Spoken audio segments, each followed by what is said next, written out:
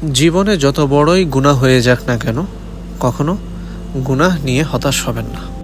আর ক্ষমা করবেন বলেই তো আল্লাহ তাআলা আপনাকে বারবার ক্ষমা চাইতে বলেছেন। আসুন একটি হাদিসে কুদসি আপনাদের সাথে শেয়ার করি। হাদিসে কুদসি কি? হাদিসে কুদসি হলো যে হাদিসের মূল কথা সরাসরি আল্লাহ রাব্বুল আলামিনের পক্ষ থেকে এসেছে, সেই হাদিসকে হাদিসে কুদসি বলে। হাদিসে কুদসিটি তিরমিজি শরীফে বর্ণিত হয়েছে এবং ইমাম তিরমিজি রহমতুল্লাহি আলাইহি এই হাদিসকে হাদা হাদিসুন হাসানুন সহিহুন বলেছেন।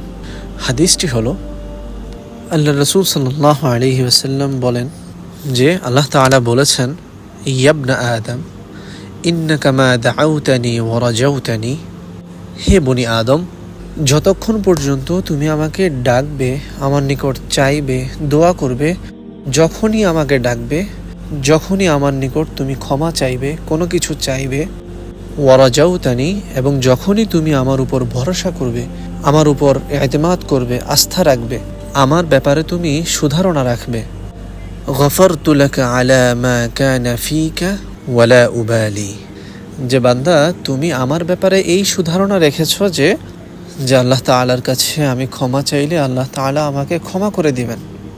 তো বান্দা, আমি তোমার এই সুধারণার জন্য তোমার যত গুনাহ রয়েছে, তোমার দ্বারা যত গুনাহ, যত পাপ হয়েছে, সমস্ত গুনাহ, তোমার সমস্ত পাপ আমি ক্ষমা করে দিব।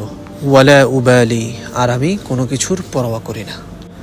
সুতরাং গুনাহ যতই হোক না কেন, আল্লাহ তাআলার কাছে তওবা করলে, ইস্তিগফার করলে, ক্ষমা চাইলে নিঃসন্দেহে আল্লাহ সুবহানাহু ওয়া তাআলা ক্ষমা করে দিবেন।